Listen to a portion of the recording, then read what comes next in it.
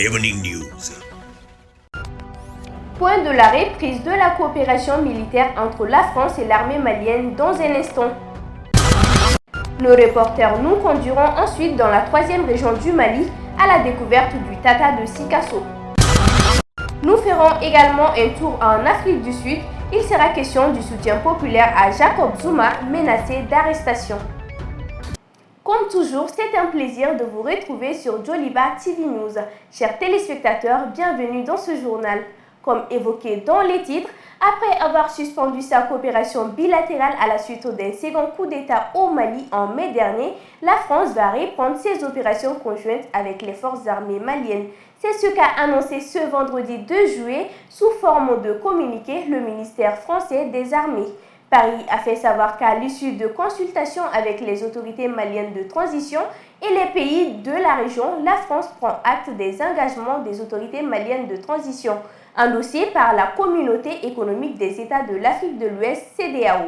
Raison pour laquelle la France a décidé la reprise des opérations militaires conjointes ainsi que des missions nationales de conseil qui étaient suspendues depuis le 3 juin dernier suite au deuxième coup d'État d'Assimi Goïta.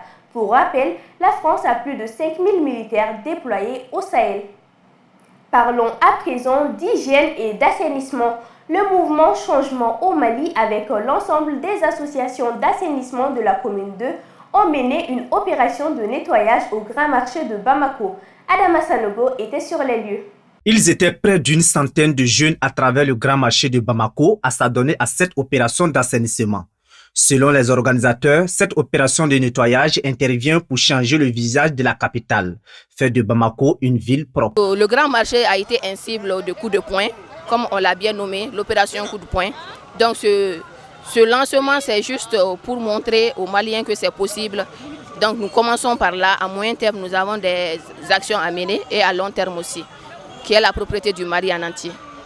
Le motif de notre sortie ce matin, c'est en rapport avec l'opération coup de poing qui consiste à sensibiliser davantage la population dans le cadre de l'insalubrité qui devient un fléau actuellement chez nous.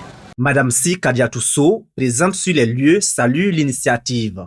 Bon, je voudrais d'abord féliciter et remercier le mouvement Changement Mali. Ils se sont mobilisés pour que cette action-là puisse se faire. Donc c'est une très bonne initiative. Même si ce n'est pas facile de réaliser ça, surtout à cette période où c'est à l'approche de la fête, le marché est rempli. Les habitants de la commune ont des avis divergents sur l'activité. Assainir le marché nous fait énormément plaisir. Ça le rend propre et praticable. Rendre propre le marché est très important. Mais ce genre d'initiative débute. Après, il prend fin. Il continue sans se décourager. Le mouvement Changement au Mali attend multiplier l'assainissement, c'est-à-dire rendre les villes maliennes propres. Dans le cadre de la refondation de l'État, le ministre Ibrahim Ikassa Maïga a rendu hier vendredi une visite au bureau du vérificateur général pour s'inspirer du fonctionnement de la structure. Le compte-rendu avec Aouna Salia Kone et Moussa Tembine. La mauvaise organisation des élections est le terreau de l'instabilité politique chronique au Mali. C'est cela l'analyse du ministre Ibrahim Ikassa Maïga. Dans l'optique de sa mission de refondation de l'État, le ministre s'inspire de l'indépendance du bureau du vérificateur général pour bâtir le futur organe unique de gestion des élections. Les gardiens de la bonne gouvernance, c'est le bureau du vérificateur général. Je l'ai toujours pris en exemple en termes d'autonomie, d'indépendance, d'efficacité et d'efficience axée vers des résultats. Je l'ai toujours pris en exemple pour dire que l'organe unique de gestion des élections dont nous rêvons peut être bâti à l'image du bureau du vérificateur général qui a fait toutes ses preuves. Selon le ministre Maïga, le bureau du vérificateur général est une école en matière de rigueur et de bonne gouvernance. Il demande donc aux autres structures de l'État de s'inspirer de cette belle expérience. Lutter contre la prévention et la gestion des inondations en cette période d'hivernage est souci majeur de la Direction générale de la protection civile. C'est ce que nous explique Seydou Doumbia, directeur général de la protection civile au micro de Amadou Tolo et de Bakoroba Nyari. Après l'hivernage, nous établissons la statistique pour les bilans non seulement de nos interventions, mais également des cas enregistrés, des dégâts enregistrés suite à l'hivernage. Avant l'hivernage, nous avons la révision du plan, ce qu'on appelle le plan de contingence multirisque. Ce plan est révisé annuellement, mois de janvier-février, pour déterminer quels sont les risques potentiels, les risques prévisionnels pour l'année à venir. Nous renforçons la formation de nos personnels qui doivent intervenir en cas d'inondation. Cela se fait au niveau de toutes les directions régionales de protection civile. Nous avons au niveau du ministère de la Sécurité et de la Protection civile une structure qu'on appelle la cellule de veille inondation, donc qui veille quotidiennement 24 heures sur 24 au recueil des informations sur les inondations sur toute l'étendue du territoire. Nous avons des campagnes de sensibilisation, sinon des messages de sensibilisation sur les comportements à adopter et les comportements à éviter en période d'hivernage. L'élaboration du plan d'action pour l'accès à l'énergie durable et pour le climat et présentation des scénarios climat-énergie est officiellement lancée, un projet qui entre dans le cadre de la lutte contre le changement climatique. Aruna Selia Kone et Moussa Tembine pour le reportage. La ville de Bamako veut s'inscrire dans une stratégie intégrant les enjeux du climat à l'horizon 2030. Pour le ministre de l'administration territoriale, la ville des Trois Caïmans est prête à relever ces défis du développement durable. Les agences de développement régional, les ADR, assistent les collectivités territoriales dans la prospection, la planification et le développement de la réflexion sur les enjeux du changement climatique.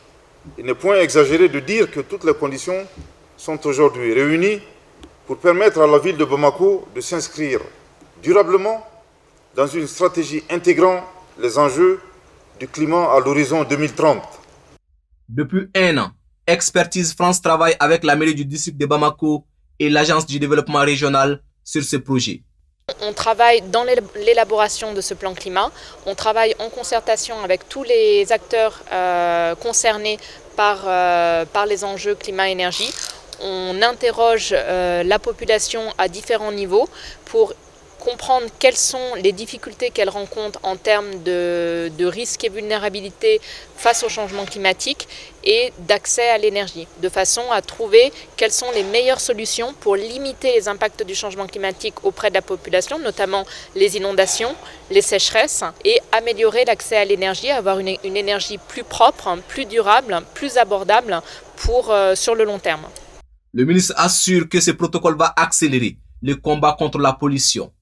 Mesdames et messieurs, cette convention sera le déclencheur d'une véritable lutte contre le changement climatique dans un contexte où la qualité de l'air au Mali est affectée par les poussières sahariennes, les feux de brousse, de biomasse, par l'utilisation de bois-énergie et par le secteur des transports en milieu urbain. Le Mali, à travers la mairie du district de Bamako, a signé ce protocole d'entente avec Expertise France et l'agence du développement régional à moins de 90 jours après son adhésion à la Convention des mairies de l'Afrique subsaharienne. Le Mali bénéficie ainsi d'un accompagnement de plus de 200 millions de francs CFA pour lutter contre le fléau du changement climatique. Le dossier de la rédaction est consacré au Tata de Sikasso, localement appelé Tarakoko. C'est une série de remparts initialement construite à Sikasso sous le règne de Tcheba Traoré entre 1877 et 1897. Reportage Fabrice Nouziaevo.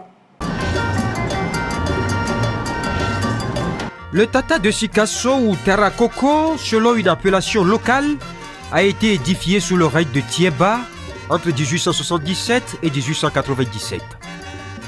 L'ouvrage fut agrandi et renforcé par Babemba. Au moment du siège sans succès de Samori, 15 mois durant, de mars 1887 à juin 1888, il comptait 3 enceintes concentriques. Le Tata extérieur mesurant 9 km, épais de 6 mètres à la base et de 2 mètres au sommet, sa hauteur variant entre 4 et 6 mètres. Le Tata intermédiaire moins grand et moins épais destiné à isoler les marchands, les soldats et les nobles. L'enceinte intérieure encercla Dianfoutou, partie de la ville habitée par le roi et sa famille. Que veut dire alors l'expression Tata? C'est phonétiquement propre au Sénoufo. Nous avons plusieurs manières de dire « je vais te mordre ». Et en bamana, dans le jargon, le bamana Sénoufo, on va dire, quelqu'un te dira peut-être « mbiki ». Ça c'est largement partagé par tout le monde. Comme d'autres te diront « menyi gengeila ». Et le Sikasso va te dire « menyi taraila ». La forteresse est encore visible dans le tracé actuel de la ville de Sikasso, à travers des pans bien conservés dans les quartiers de Mankorani, Médine, Wayarman, Bougoula-Ville et Foulasso. Le Tata de Sikasso est un ouvrage conçu et construit pour la protection de la ville. Sa taille, son épaisseur et la qualité des matériaux de construction ont conféré au Tata un style militaire monumental. L'ouvrage, qui cernait une surface estimée à 41 hectares, devait ses dimensions aux ajouts successifs de murs, de renforcements en terre, de barres et de lits de pierre alternés, dont les intervalles étaient comblés de gravier, de terre détrempée et d'autres pierres. Le Tata de Sikasso a donc été construit dans un contexte historique, technologique et culturel. Que représente cette prestigieuse muraille pour les habitants de Sikasso? Pour nous, c'est d'abord un point d'orgueil, c'est une fierté, c'est un symbole fort que nous a légué nos ancêtres, à savoir le royaume Sénoufo de Sikasso, le Kénédougou, et dont le roi a été un modèle, un exemple vivant parmi nous, dans la mesure où, en tout cas, son engagement était qu'il entendait vivre en tant qu'homme libre sur le territoire, ou bien sur les terres, ou bien en tout cas sur le domaine de ses ancêtres. Le Tata de Sikasso, malgré les facteurs naturels et la pression anthropique affectant son intégrité, a su garder son aspect authentique et sa qualité à travers de nombreux pans bien conservés. L'infographie du jour nous conduit à Paris. L'avenue des Champs-Élysées, souvent appelée Champs-Élysées, parfois les Champs, est une voie de Paris longue de près de 2 km et suivant l'axe historique de la ville. Elle est une voie de circulation centrale reliant la place de la Concorde à la place Charles de Gaulle dans le 8e arrondissement. Elle relie d'est en ouest la place de la Concorde où se dresse l'obélisque de Louisor et la place Charles de Gaulle située au nord de la colline de Chaillot à l'un de ses points culminants. Ce sommet fut abaissé de 5 mètres de 1768 à 1774 et les déblais furent utilisés pour adoucir la pente de l'avenue Neuilly, ce qui explique la montée régulière du rond-point à la place au centre de laquelle se trouve l'arc de triomphe de l'Étoile. L'avenue d'une largeur de 70 mètres comprend une chaussée de 30 mètres de 4 voies de circulation dans chaque sens et de 2 trottoirs de 20 mètres chacun. Site touristique majeur, elle passe souvent pour être la plus belle avenue de la capitale et est connue en France comme la plus belle avenue du monde. À présent, l'actualité internationale. Des partisans de Jacob Zuma ont manifesté devant sa résidence vendredi alors que l'ex-président sud-africain condamné à 15 mois de prison ferme pour outrage à la justice doit se constituer prisonnier au plus tard dimanche. But de la manœuvre, empêcher l'arrestation de leur leader qui refuse de se rendre. Son fils a prévu. Il faudra marcher sur son cadavre avant d'interpeller son père. Nous savons que ce n'est pas un programme sud-africain, c'est un programme occidental et nous n'allons pas le permettre. Donc, comme je le dis et comme je le maintiens, en tant qu'Edward Zuma, ils devront d'abord me tuer avant d'arrêter mon père, a déclaré Edward Zuma. Même son de cloche du côté des membres de l'association des anciens combattants d'une branche militaire de l'ANC. Pour eux, l'incarcération de Jacob Zuma plongerait le pays dans l'instabilité. Faire du président Zuma une cible, la manière dont il a été traîné devant les tribunaux depuis 20 ans et qui continue et surtout ces derniers mois, nous avons averti que si le président Zuma était emprisonné, il y aura de l'instabilité et des troubles en Afrique du Sud, a fait savoir le porte-parole du mouvement. Reste à savoir si ces menaces suffiront à éviter la case prison à l'ex-président. Dans une ultime tentative, Jacob Zuma, 79 ans, a demandé vendredi à la cour d'annuler sa condamnation qu'il considère comme une punition cruelle et dégradante. Il a aussi sollicité du tribunal la suspension du délai pour qu'il se constitue prisonnier. Une cérémonie d'hommage à l'endroit du défunt président de la Zambie, Kenneth Kaunda, s'est tenue dans la capitale Lusaka vendredi 2 juillet. Plusieurs centaines de personnes ont pris part à cette cérémonie qui a réuni sur une même scène des personnalités politiques et des artistes qui ont rendu des honneurs au premier président de la Zambie. Après le stade des héros, la dépouille du président Kenneth Kaunda poursuivra sa tournée démarrée mercredi dernier dans plusieurs villes du pays. Le héros de la lutte des indépendances sera inhumé le 7 juillet prochain dans l'intimité familiale dans le cimetière présidentiel à Lusaka. Kenneth Kaunda est décédé le 17 juin à l'âge de 97 ans d'une pneumonie dans la capitale. Appelé le Gandhi africain pour son militantisme non violent, Kenneth Kaunda avait conduit l'ancienne Rhodésie du Nord à l'indépendance sans effusion de sang. En octobre 1964, à l'annonce de son décès, la Zambie a décrété 21 jours de deuil national d'interdiction de tout divertissement. Cuba s'apprête à donner dans les prochains jours le feu vert à l'un des vaccins contre le coronavirus, le premier conçu en Amérique latine. Une lueur d'espoir pour la région confrontée à une nouvelle vague de la pandémie. Son candidat le plus avancé, Abdallah, est efficace à 92,28% contre le risque d'attraper le Covid, ont annoncé fièrement les scientifiques cubains. Ne manque plus que l'autorisation d'usage en urgence du SECMED, l'autorité nationale de régulation des médicaments, qui serait imminente. Cuba compte 4 autres candidats, parmi lesquels Soberana 2, dont les résultats partiels d'efficacité, 62% après 2 des 3 doses, rendent confiants les chercheurs sur une autorisation prochaine. Un tel déploiement pour un pays pauvre et miné par les pénuries d'aliments et de médicaments adéquats surprendre. Mais c'est la confirmation de cette expérience qu'ont les institutions scientifiques cubaines dans le développement de vaccins qui remontent à 30 ans, souligne José Moya, représentant à Cuba de l'Organisation mondiale de la santé OMS. Limitée par l'embargo américain, l'île couvre avec ses propres vaccins 80% de son programme d'immunisation.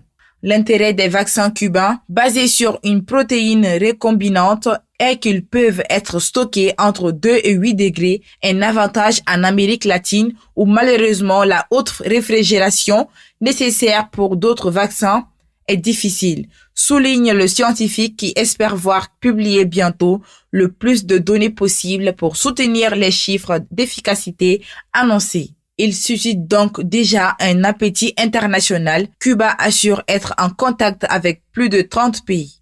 Voilà qui met fin à ce journal. Merci à vous, chers téléspectateurs, de l'avoir suivi.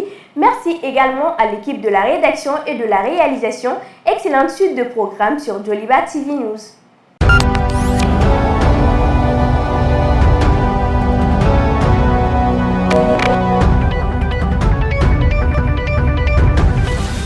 Joliba Evening News.